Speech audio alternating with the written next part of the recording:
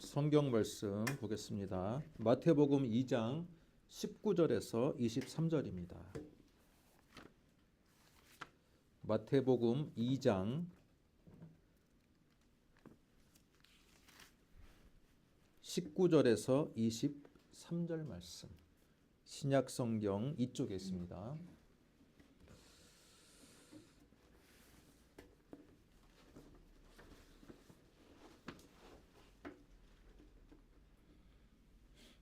저와 여러분이 한 목소리로 성경 말씀 읽겠습니다. 헤롯이 죽은 후에 주의 사자가 애굽에서 요셉에게 현몽하여 이르되 일어나 아기와 그의 어머니를 데리고 이스라엘 땅으로 가라. 아기의 목숨을 찾던 자들이 죽었느니라 하시니 요셉이 일어나 아기와 그의 어머니를 데리고 이스라엘 땅으로 들어가니라. 그러나 아켈라오가 그의 아버지 헤롯을 이어 유대의 임금됨을 듣고 거기로 가기를 무서워하더니 꿈에 지시하심을 받아 갈릴리 지방으로 떠나가 나사렛이란 동네에 가서 사니 이는 선지자로 하신 말씀에 나사렛 사람이라 칭하리라 하심을 이루려 함이니라. 아멘. 자, 우리가 읽은 이 말씀 가지고 나사렛 사람이라는 제목으로 말씀을 듣도록 하겠습니다. 자, 한번 따라해 보겠습니다. 나사렛 사람. 나사렛 사람. 여러분, 나사렛 사람이라는 말을 들었을 때 어떤 이미지가 떠오릅니까? 그냥 나사렛에서 태어났나 보다라고 생각할 수 있겠죠. 그러나 여러분, 성경 지리를 우리가 조금 좀 공부하다 보면 또 그 당시의 문화를 공부하다 보면 나사렛 사람이라는 이 말이 과연 어떤 의미인지, 어떤 의미로 다가왔는지 우리가 생각하는 나사렛 사람이라고는 조금 다른 이미지라고 볼 수 있습니다. 여러분, 나사렛 사람 하면 나사렛이란 동네가 어디에 있습니까? 갈릴리 호수에서, 여러분, 갈릴리 호수에서 그렇게 가까운 동네가 아니에요. 갈릴리 호수에서 약 30km가 남쪽, 서남쪽으로 30km가 떨어진 동네입니다. 지금도 나사렛이란 동네가 있는데 그쪽을 가서 그 환경을 보면요, 평지가 아니에요. 해발 375m에 위치한 산악지대의 분지와 같은 산골 마을입니다. 예수님 당시의 나사렛 사람이라는 의미가 우리가 좀 생생하게 다가왔으면 좋을 것 같습니다. 지난 거의 2년 동안에 저희들은 우리가 모세오경을 살펴보았습니다. 여러분, 모세오경을 통해서 구약의 율법과 또 이스라엘 백성의 형성과 또 구약의 가장 핵심적인 중심 사상이 모세에 의해서, 하나님이 도구인 모세를 통해서 율법이 어떻게 형성되었는지를 우리가 살펴보았습니다. 저는 올해에는 주제를 예수 그리스도로 잡고자 합니다. 아멘. 예수님. 구약의 모세를 대표로 하는 인물이, 구약을 대표하는 인물이 모세라면 이제는 신약을 대표하시고 또 우리의 믿음의 가장 근간이 되시는 예수 그리스도를 우리가 살펴보고자 합니다. 그동안 우리는 예수님을 아주 친밀하게 생각했어요. 그죠? 친밀합니다. 예수님 하면 너무 친밀해요. 그런데 알고 보면 우리가 친밀하게 생각했던 그 예수님이 어쩌면 너무나도 친밀하다 보니까 우리가 어쩌면 예수님에 대해서 잘 모르는 부분들, 또 예수님의 그 말씀을 잘 곡해하거나 이해하지 못하는 그런 일들이 의외로 많다라는 것. 우리가 한번 올 한 해에는 예수님의 메시지에 초점을 맞추었으면 좋겠습니다. 아멘.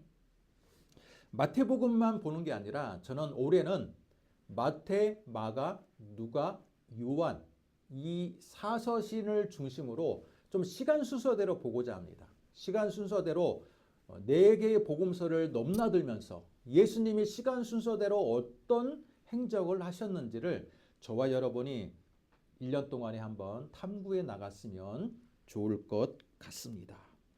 저는 오늘 말씀을 준비하면서 나사렛 사람라고 질문을 하기 전에 나는 어디 사람인가 라는 생각을 해보았습니다. 여러분은 어디 사람입니까? 김포 사람. 김포 사람입니까? 한국 사람입니까? 한국 사람은 너무 범위가 크고 코리아 사람이요. 여러분은 어디 사람이에요? 코리아. 지역을 생각해 봅시다. 내가 태어나고 가장 영향을 많이 받았던 지역은 어디입니까? 목포 사람. 아마 우리 자녀들은 김포 사람이라고 할 거예요. 그러나 저는 군산 사람. 태어난 곳은 전남 화순이지만 제가 거의 어렸을 때부터 청소년기를 보냈던 장소가 군산이기 때문에 저한테 만약에 당신은 어디 사람입니까? 라고 물어본다면 저는 군산 사람이라고 말할 것 같습니다.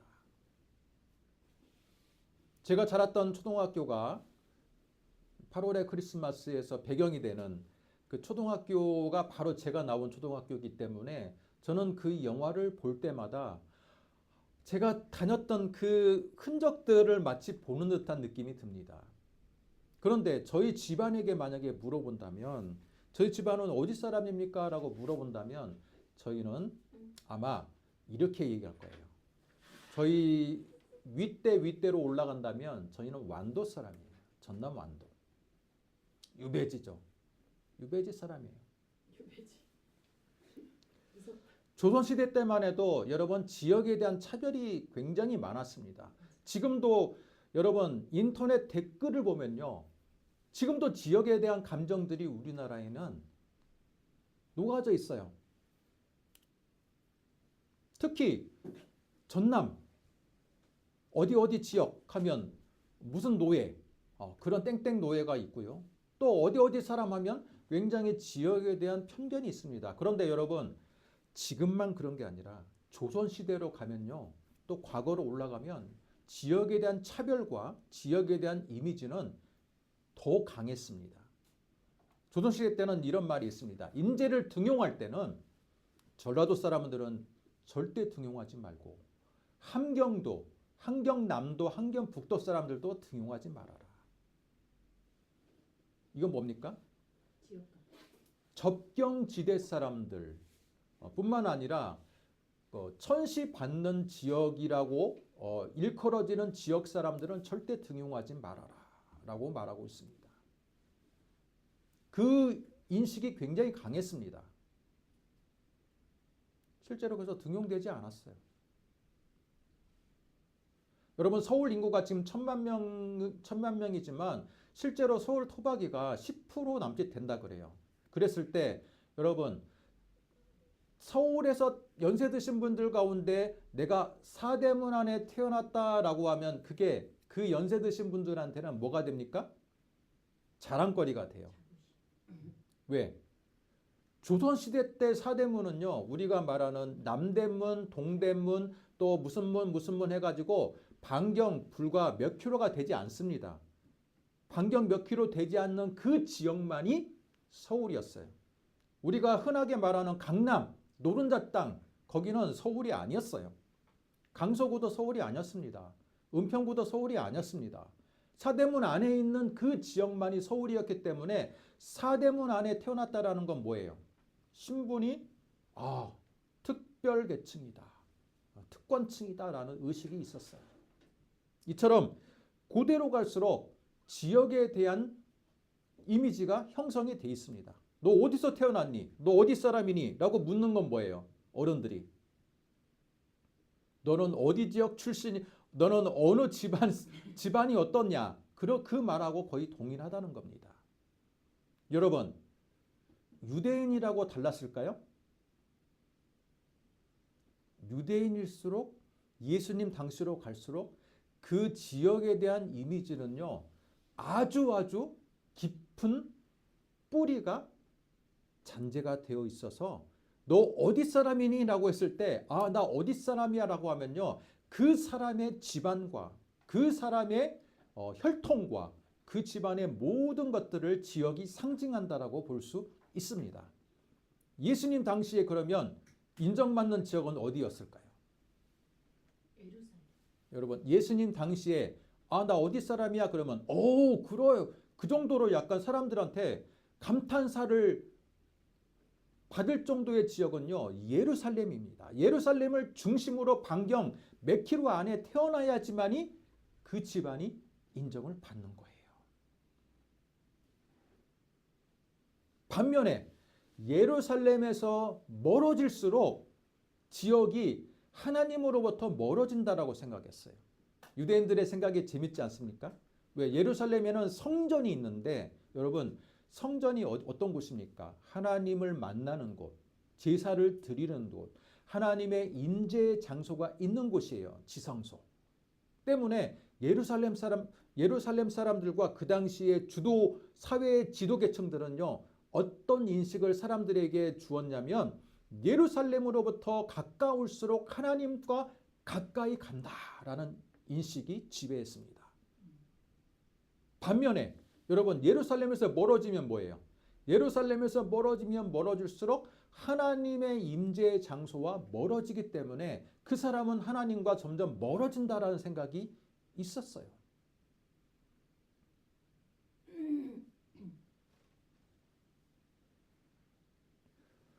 그런데 가나안 지도를 보면 여러분 우리가 잘 알고 있는 갈릴리 호수는 예루살렘으로부터 가까운 데 있습니까? 먼 데 있습니까?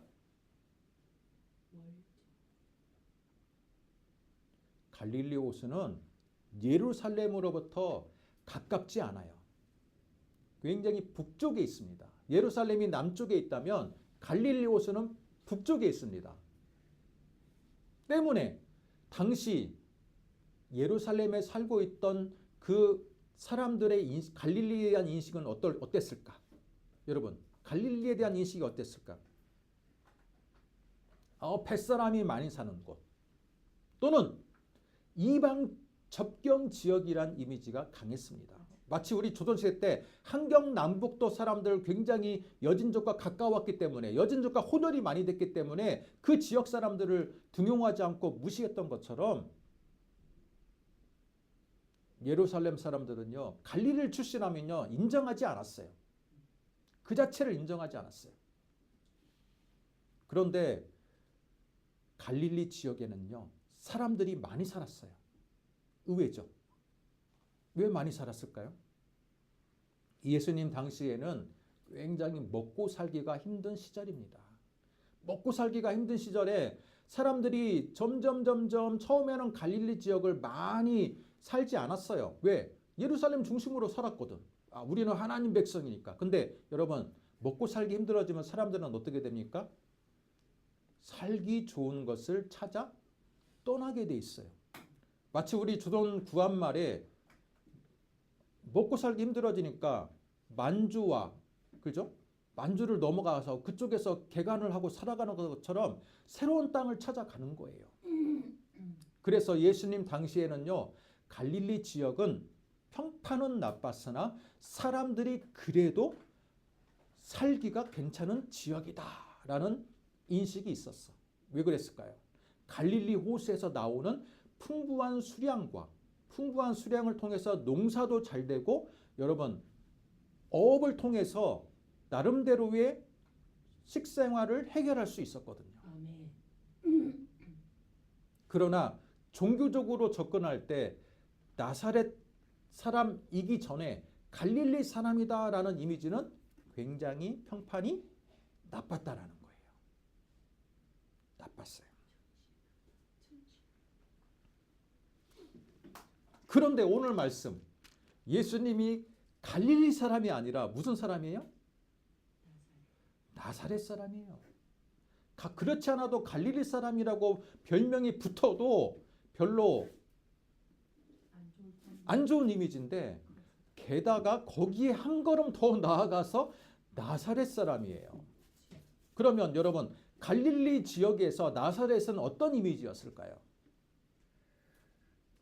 재밌는 것은 갈릴리 사람들도 나사렛 그 갈릴리 지역의 도시가 수십 개의 작은 마을이 형성이 되어 있는데 그 마을도요 각자 마을마다 이미지가 형성이 되어 있어요. 그래서 갈릴리 지역에 있는 사람들도 그 마을에 따라서 평가를 내려. 자기들도 인정 못 받는 지역에 살면서 자기들도 그 지역에 있는 마을들을 하나하나 평가를 내린다는 거예요.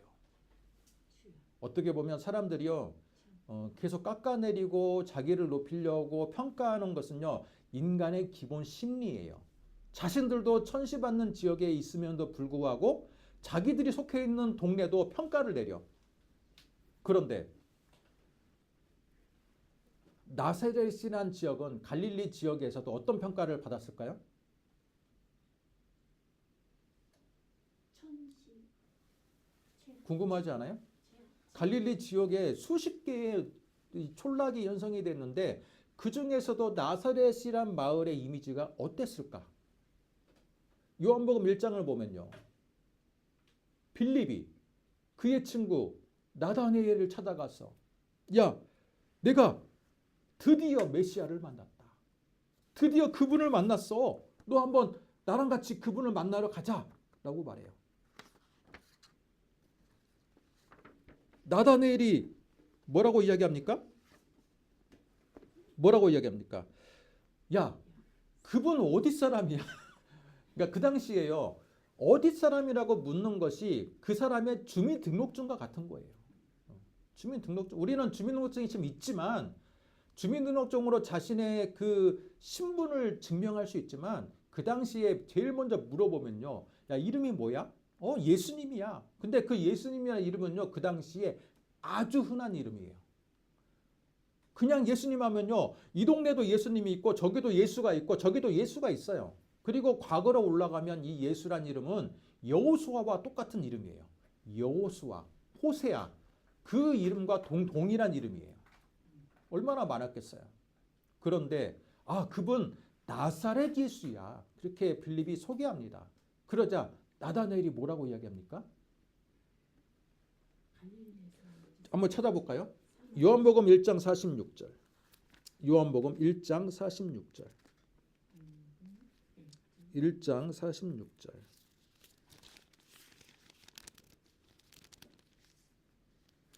같이 읽습니다. 나다나엘이 이르되 나사렛에서 무슨 선한 것이 날 수 있느냐? 빌립이 이르되 와서 보라 하니라. 여러분 딱 나사렛 예수야 라고 하니까 나다나엘이요 예수님 한 번도 볼 필요가 없다는 듯이 이렇게 이야기해요. 야, 나사렛에서 무슨 선한 게 날 수 있어. 이건 뭐예요? 나사렛이란 동네에서는 절대로 선지자가 나올 수가 없어. 그 얘기예요. 그러면 여러분 갈릴리 지역에서도 얼마나 나사렛이란 지역에 대해서 그죠? 부정적인 인식이 강했는지를 알 수 있어요. 부정적인 인식이 강했는지를 알 수 있어요. 여러분 어떤 분들은 그렇게 말해요. 예수를 안 믿는 분들은요. 아예 복음서 자체를 의심합니다. 그래요 안 그래요? 아니 2000년 전에 쓰여진 책이 어떻게 역사적인 사실을 그대로 갖고 있느냐라고 말하면서 심지어 어떤 사람들은 뭐라고 이야기하냐면 예수님의 역사성을 부정합니다. 야, 그 예수란 사람은 신화의 인물이야. 그거 꾸며낸 인물이야. 과거에 고대근동 실화를 보면 신이 고난을 받고 죽었다라는 그 신화가 발전돼 가지고 예수라는 인물을 만들어낸 거야. 여러분 그렇게 말하는 사람도 있어요. 또 어떤 책을 보면 예수님이 공생애 사역하기 전에 30살 전까지는 뭐 인도로 간 예수 그래가지고 예수님이 뭐 인도에 뭘 가가지고 무슨 철학을 배웠다느니 어쩌다느니 그런 책들 주변에 보면 여러분 꽤 많이 있습니다. 그럴 때 여러분 뭐라고 말합니까? 복음서의 역사성을 우리가 적어도 예수를 믿는다면 최소한 뭐라고 대꾸는 해야 될 거 아닙니까? 뭐라고 얘기해야 됩니까? 그럴 때 제가 말한 이 이야기를 여러분 꼭 해주시기 바랍니다. 예수님 예수님의 십자가 사건 직후에 그 몇십 년 지나서요. 여러분 복음서가 쓰여질 때 바리새인 출신의 역사가가 있어요. 그 사람의 이름은 요세푸스입니다. 바리새인 출신이야, 이 사람은. 그리고 이 사람은 예수를 믿는 사람이 아니야. 한마디로 그냥 율법 학자 바리새인 출신인 거예요. 근데 이 사람이 지금까지도 굉장한 소장 가치가 있고 역사성이 있다라고 인정받는 역사책을 하나 남겼어요. 그 사람이 쓴 역사책이 바로 유대 고대사입니다. 유대 고대사라는 책을 이 사람이 언제까지 썼냐면요. AD 60년에서 AD 93년까지 여러분 무려 33년 동안 집필을 한 책이에요. 그러면 얼마나 자신의 평생에 거쳐서 수건 사업으로 심려를 기울여서 작성했겠습니까? 그 책이 지금도 남아 있어요. 여러분 나중에 한번 유대 고대사 요세푸스 책을 한번 읽어보세요. 그런데 그 요세푸스의 책에 AD 60년부터 썼으니까 AD 60년경이면 복음서가 쓰여질 시기거든요. 그런데 그 사람이 기록을 남겼어. 예수님을 언급하고 있어요. 그 사람이 예수님을 언급하고 그 사람 예수님 믿는 사람입니까? 믿는 사람은 아니에요. 그런데 그 사람이 자신의 책에 예수님을 언급하면서 뭐라고 표현하냐면요. 지혜로운 사람이라고 표현해요. 이 사람은 예수님 안 믿는 사람이니까 구세주라고는 표현하지 않고 지혜로웠던 사람. 굉장한 영향력이 있던 사람. 그렇게 표현하고 있습니다. 그러면서 그 사람이 예수님의 십자가 상고까지 기록하고 있어요. 이건 뭡니까? 예수님의 그 실존 인물이고 역사성을 증명한다고 볼 수 있어요. 그러면서 그 사람이 뭐까지 기록했냐면 초대교회 예루살렘 교회의 베드로와 더불어서 수장이었던 예수님의 친동생이었던 야고보 사도의 순교 내용까지 적고 있습니다. 야고보 사도가 순교했다. 예루살렘에서. 그 기록까지 그가 적고 있다라는 겁니다. 그런데 재미있는 것은 이 사람이요. 유대 고대사를 작성하면서 갈릴리 지역을 소개합니다. 갈릴리 지역을 소개하는데 여러분 갈릴리 지역에 45개의 주요 도시를 소개해요. 여러분 45개 도시면 많은 숫자입니까? 많지 않은 숫자입니까? 많은 숫자죠. 갈릴리 지역에 이 산지에 있는 그 마을들을 소개하면서 이름을 45개나 적어요. 그런데 45개 이름에 나사렛이란 이름이 있을까요? 없을까요? 있어요. 있다고 생각하는 분이 있고 자 없다라고 생각하는 분 있어요? 45개 적어도 나사렛이 작은 동네여도 45개 중에는 들어가겠지라고 생각하지만 들어가지 않습니다. 여러분 45개 동네에 그 많은 그 동네에서조차도 요세푸스가 언급하지 않을 정도의 동네가 나사렛이라는 동네였다는 거예요. 그래서 학자들이 예수님 당시에 나사렛에 몇 명이 살았을까? 몇 명의 인구가 살았을까 추정을 해봤는데 약 150명에서 400명 정도 살았을 것이다 라고 추정합니다. 지금은 나사렛이요. 여러분 그 주변에서 큰 도시예요. 지금 성지순례 여러분 가보면요. 그 나사렛은 이스라엘 땅이 아니라 그 아랍 지역이거든요. 아랍 지역인데 지금은 약 7만 5천 명이 산다 그래요. 7만 5천 명이 살지만 예수님 당시에는요. 불과 150명에서 400명 정도의 작은 마을이었다라는 거예요. 자, 이걸 통해서 여러분 우리는 어떤 걸 알 수 있습니까? 여러분이 2000년 전으로 돌아간다면 여러분도 지금 이 자리에 앉아 있지만 여러분이 2000년 전에 이 성서의 땅으로 태어난다면 여러분도 예수님을 믿기가 쉽지 않았을 거라는 거예요. 혹자는 그럽니다. 뭐 증거를 보여줘야지 예수님을 믿지. 그런 사람이 있어요. 그런데 그러면 그렇게 이야기합니다. 그 사람이 이렇게 해. 2000년 전으로 돌아가서 내가 나사렛 예수가 이적을 일으키고 말씀을 증거하는 것을 내가 들으면 나는 그때 예수님 믿었을 거야. 그런데 지금은 증거가 없으니까 복음서도 못 믿겠고 나 못 믿겠어. 그렇게 말하는 사람이 있어요. 그러나 그 사람한테 이렇게 얘기해 주세요. 2000년 전에 돌아가서도 너 예수 믿기 쉽지 않았을 거야. 왜? 예수님이 나사렛 사람이라는 그 이미지를 갖고 있기 때문에 그 당시에 나사렛 사람이라는 이미지는요. 여러분 굉장히 인정받지 못하는 지역이 있기 때문에 편견, 그 당시 유대인들이 갖고 있는 기본 편견을 갖고 있는 상황에서는요. 예수님을 믿을 수가 없어요. 그 편견을 모두 내려놓아야 돼. 모두 내려놓지 않고는요. 예수님을 믿을 수가 없어요. 하다못해 빌립의 친구였던 나다네엘이요. 여러분 겸손한 사람이거든요. 이 사람. 진리에 대해서 열려있는 사람이고요. 예수님이 십자가를 질 때까지 이 사람은 예수님을 따랐던 사람이에요. 그런데도 불구하고 예수님이 예수님에 대한 소개를 들었을 때 거기 그 사람 어디 사람이야? 어디 예수야? 라고 했을 때 나사렛 예수야 라고 하니까 뭐라 그래요? 나사렛에서 무슨 선한 것이 날 수 있느냐. 그렇게 대답하는 게 그 당시 사람들의 일반적인 생각이었다라는 거예요. 여러분 만약에 2000년 전에 돌아가면요. 예수님이 나사렛 사람이라는 거 알았을 때 대부분 사람들은 떠났을 거예요. 여러분도 어쩌면 떠날 수도 있어요. 어떻게 나사렛 사람에서 메시아가 태어날 수 있을까? 적어도 메시아가 태어나려면 어디 사람이어야 돼? 예루살렘 사람 정도는 돼야죠. 하나님이 가장 임재하는 도시, 하나님과 가장 가까이 있는 지역에서 예수님이 태어나야지. 어떻게? 변방 중에서도 인정받지 못하는 지역에서 하나님의 아들이 태어날 수 있을까? 그 고정관념에서요. 떨쳐버리기가 쉽지가 않은 거예요. 쉽지가 않아. 때문에 여러분 예수를 믿으려면요. 내가 가지고 있는 고정관념을 많이 버려야 돼요. 버려야 돼. 지금 기독교가 많이 대중화되었는데요. 여러분 대중화되기까지 얼마나 예수님을 채색을 많이 한지 아세요? 우리가 알고 있는 예수님 어때요?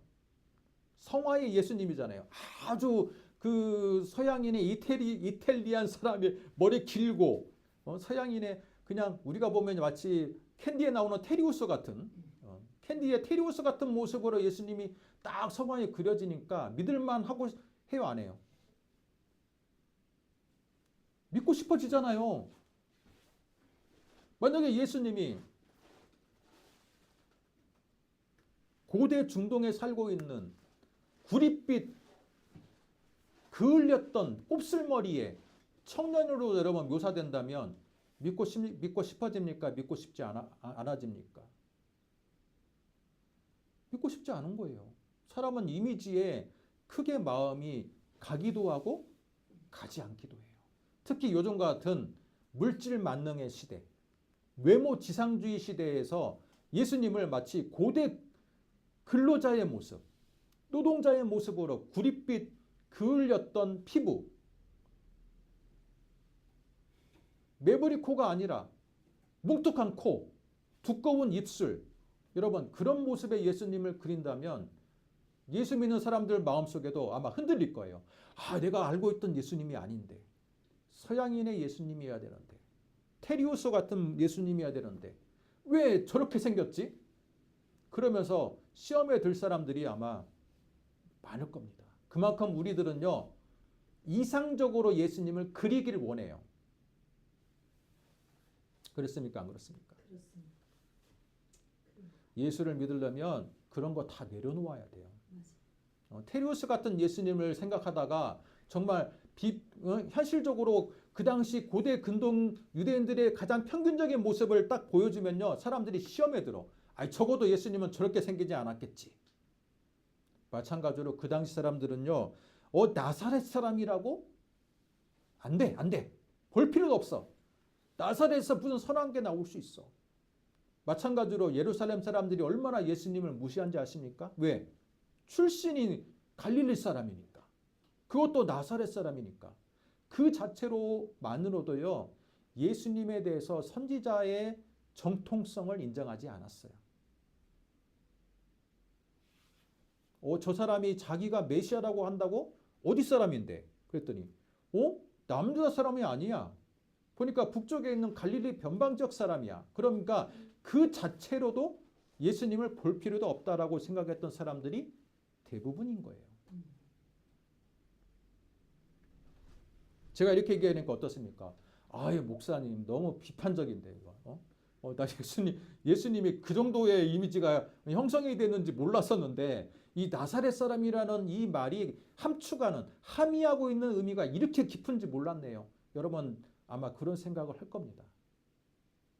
그런데 그 당시 이미지는요. 그거 제가 말한 것보다 더했으면 더했지 작지 않았다라는 거예요. 그 정도로 이미지가 안 좋았다라는 거예요. 게다가 예수님의 직업이 뭡니까? 텍톤입니다. 헬라어로 텍톤, 목수가 아니에요. 여러분 자꾸 목수라고 하지 마세요. 그 지역에는요. 나무가 없어요. 건축 재료로 쓸만한 나무가 없어요. 텍톤은 뭐예요? 건설 노동자예요. 석공이라고 봐야 돼요. 석공에 가까운 건설 노동자입니다.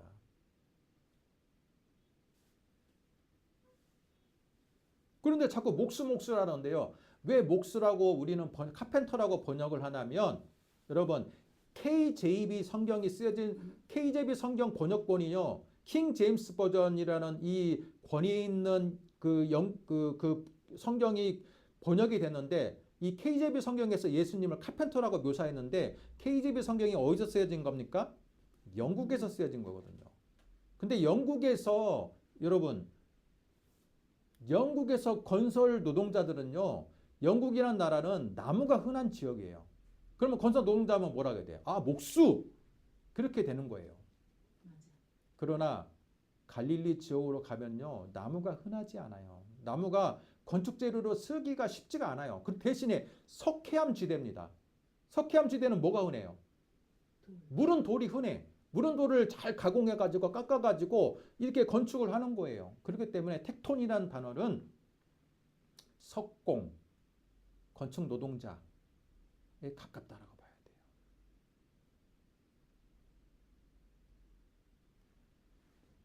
그런데 건축 노동자가 하는 일이 뭐예요? 성경은 그러거든요. 아버지 요셉, 아버지를 따라서 예수님이 공생애 사역하기 전에 아버지의 일을 도왔다라고 돼 있어요. 그러면 예수님이 가만히 앉아서 열심히 말씀을 공부하는 분이 아니라 예수님 역시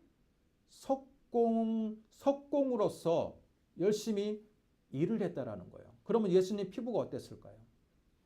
그렇죠. 당연히 그을렀겠죠. 우리가 알고 있는 예수님의 이상적인 모습은 절대 아니었을 거랍니다. 여러분, 그럼 목사님 오늘 제목을 통해서 하고 싶은 이야기가 뭡니까? 1차적인 건 이거예요.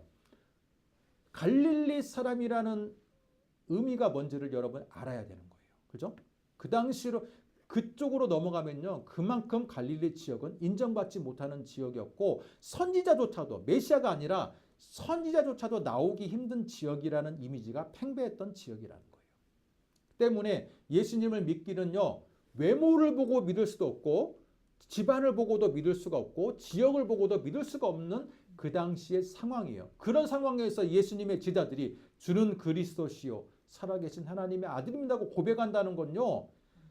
대단한 일인 거예요. 아멘. 대단한 일인 거예요. 여러분이 만약에 2000년 전에 갔어도 여러분이 예수님을 정말 믿을 수 있을까? 모든 편견을 다 버려야지 그분을 고백할 수 있는 거예요. 때문에 지금 앉아서 멋지게 성화로서 그려져 있는 예수님 보면서 예수 믿기가 더 편해. 좋은 시설과 멋진 목사님과 또 여러 가지 멋진 영상을 보면서 예수님 믿는 게요. 지금이 더 편하다는 거예요. 과거로 올라가면 더 예수 믿기가 힘들다는 거예요. 두 번째, 예수님이 나사렛 사람이라고 일컬어지는 그 이유를 통해서 우리 역시 예수님을 본받는 삶을 살아야 된다는 거예요. 여러분 오늘 말씀을 보겠습니다. 제가 말씀을 오늘 읽고 나서 말씀을 잘 못 봤는데 보세요. 자, 23절을 보겠습니다. 23절 한번 같이 읽겠습니다. 시작. 나사렛이란 동네에 가서 사니 이는 선지자로 하신 말씀에 나사렛 사람이라 칭하리라 하심을 이루려 함이로라. 여러분, 선지자로 하신 말씀이란 건 구약의 예언이거든요. 여러분, 구약의 예언 중에서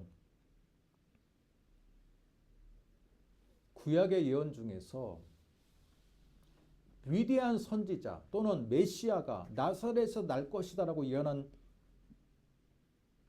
말씀이 있나요? 있습니까? 없습니까? 있죠. 구약의 예언 중에서 위대한 선지자를 보낼 것인데 그 선지자는 나사렛에서 나올 것이다. 여러분, 그런 예언이 있었기 때문에 하나님께서 굳이 그 많은 지역을 놔두고 차별받고 멸시받는 나사렛에 예수님을 보냈을 것이다 라고 우리는 23절에서 생각을 합니다. 그죠? 구약의 예언이 있으니까. 그런데 한번 구약을 쳐다보세요. 나사렛 사람, 나사렛에 위대한 선지자가 나타날 것이다. 예언이 있는 말씀. 여러분 주석 성경 있으면 한번 보세요. 어디? 네.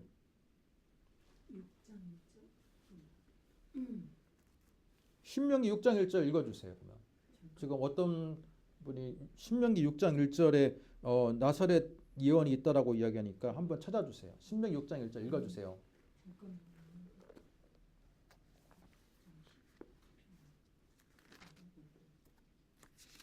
제가 한번 읽어보겠습니다. 신명기 6장 1절. 6장 1절은 아닌데요. 전혀 지명이 나오지 않습니다. 자, 찾아보지 말고 앞에 절을 보세요. 구약에요. 그 많은 예언 중에서 위대한 선지자가 나사렛에서 나올 것이다라는 그 예언의 말씀은 없습니다. 없어요. 그러면 목사님, 마태복음 2장 23절은 뭡니까? 마태복음 23장은 이는 선지자로 하신 말씀에 나사렛 사람이라고 칭한다고 얘기하지 않았습니까? 당연히 그런 질문이 나오겠죠. 그건 뭡니까? 이건요, 여러분, 어떤 특별한 마태가 지금 이렇게 말한다는 것은 나사렛이라는 지명이 특별히 등장하기 때문에 얘기하는 게 아니라 여러분, 나사렛이 갖고 있는 상징성을 이야기하는 거예요.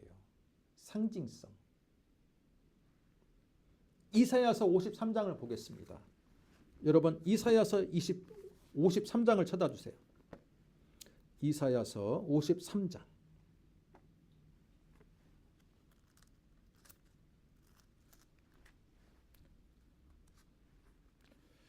2절부터 53장 2절부터 저와 여러분이 한번 읽겠습니다. 어디까지 읽었냐면요. 6절까지 읽겠습니다. 시작. 그는 주 앞에서 자라나기를 열한 순 같고 마른 땅에서 나온 뿌리 같아서 고운 모양도 없고 풍채도 없은즉 우리가 보기에 흠모할 만한 아름다운 것이 없도다. 그는 멸시를 받아 사람들에게 버림받았으며 간고를 많이 겪었으며 질고를 아는 자라. 마치 사람들이 그에게서 얼굴을 가리는 것 같이 멸시를 당하였고 우리도 그를 귀히 여기지 아니하였도다.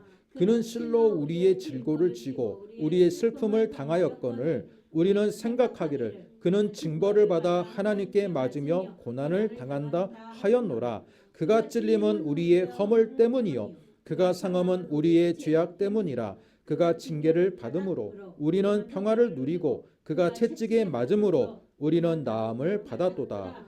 우리는 다 양 같아서 그릇 행하여 각기 제 길로 갔거늘 여호와께서는 우리 모두의 죄악을 그에게 담당시키셨도다. 유명한 이사야 53장은 고난받는 메시아를 예언하는 장면입니다. 지금 세리 마태는요. 원래 마태가 원래 세리의 직업을 갖고 있던 사람이어서 하나님께 예수님께 부름받았던 사람인데 세리 마태는 나사렛 사람이 뭐라고 말합니까? 이는 선지자께서 예언했던 지역 나사렛 사람이라고 일컬음을 받기 위해서 하나님이 예수님을 나사렛에 보냈다라고 말해요. 그러면 나사렛이란 예언이 없는데 뭡니까? 이건요. 이사야서 53장을 염두에 두는 말씀이에요. 나사렛이 상징하는 게 뭐라고요? 이사야서 53장이라는 거예요. 봐보세요. 고운 모양도 없고 풍채도 없고 흠모할 만한 아름다운 곳이 없도다. 여러분 예수님의 그 외양이요. 햇볕에 그을려서 예수님의 외양을 보고는요. 흠모할 만한 조그만한 건덕지도 없다라는 거예요. 또 그는 멸시를 받았다라는 거예요. 여러분 나사렛이 멸시받는 지역이에요. 지금 세리마태는 이사야서 53장을 염두에 두고 마태복음 2장 23절에서 선지자로 하신 말씀에 나사렛 사람이라 칭하니라 하심을 이루게 하심이라. 이사야서 53장의 예언을 이루게 하기 위해서 하나님은 예수님을 이 땅에 나사렛에 보냈다라는 거예요. 그는 멸시를 받아 사람들에게 버림받았고 간고를 많이 겪었으며 질고를 아는 자라. 그는 우리의 질고를 지고 우리의 슬픔을 당하였거늘. 여러분 나사렛이 상징하는 게 질고, 슬픔, 낭망 이걸 상징한다는 거예요. 이사야서 53장에 말하는 그 고난받는 메시아, 고난받는 지역이 바로 나사렛이라고 일컬어지는 지역으로 대표가 된다는 겁니다. 그 당시 사람들은 나사렛 하면 이게 떠오른다는 거예요. 멸시, 천대, 질고, 곤욕. 그러면 나사렛 사는 사람들이 150명에서 400명 정도라 했다면 어땠을까 삶이? 얼마나 가난했으면. 그죠? 요세푸스조차도 갈릴리 지역에 45개의 성읍을 언급을 하는데 그 성읍에서조차도 언급이 안 된다는 건요. 갈릴리 지역이 산악의 산골짜기 마을이고 오지 마을이고 또 얼마나 가난했으면 이름도 없고 존재도 없는 마을이었다라는 거예요. 그 지역에서 아버지를 따라서 석공의 삶을 살았다면 예수님 역시 얼마나 가난했겠습니까? 그런데 나사렛 예수야. 그러니 유대 사회에서 예수님을 인정했겠습니까? 인정을 안 하는 거예요. 인정 안 하는 이유가 왜 인정을 안 하는지 알겠죠? 그런데 우리는 누구를 믿어요? 그 나사렛 예수를 믿어요. 그런데 지금은 예수를 믿기가 그 당시 사람들보다 그렇게 어렵지 않아요. 왜? 교회가 너무 많으니까. 교회 공동체에 소속되는 건요. 나사렛 예수를 믿을까 말까 고민하는 그 2000년 전의 사람들의 그 고민하고는 전혀 다른 모습이에요. 교회만 출석하면 되는데 뭐. 예수 믿기 얼마나 편합니까? 때문에 여러분 크리스찬이라는 것은 뭐예요? 크리스찬. 예수님을 믿는 사람들, 예수의 도를 따르는 사람들이 크리스찬이거든요. 그러면 여러분이 크리스찬이 됐다는 건 뭐냐면요. 예수님처럼 예수님의 이 예수님과 하나가 된다는 거. 예수님의 삶의 모범을 내가 나의 삶으로 받아들인다는 뜻이거든요. 그렇다면 우리도 예수님처럼 겸손해야 된다는 거예요. 겸손해야 돼. 낮아져야 돼. 아멘. 무시를 당할지라도 그래도 수순하게 우리의 믿음을 지키며 가야 되는 거예요. 예수님이 나사렛 사람이라는 거 별명을 얻었을 뿐만 아니라 예수님이 말구유에서 태어났다는 것 자체로도 예수님이 어떤 삶을 살 것인지를 이미 마치 보여주는 거잖아요. 프롤로그처럼. 그래요, 안 그래요? 예수님이 어떤 삶을 살지를 태어나는 순간부터 말구유에 태어난 건 예수님의 인생이 어떨 것 같아? 가장 낮은 삶을 살아간다는 것을 보여주는 거예요.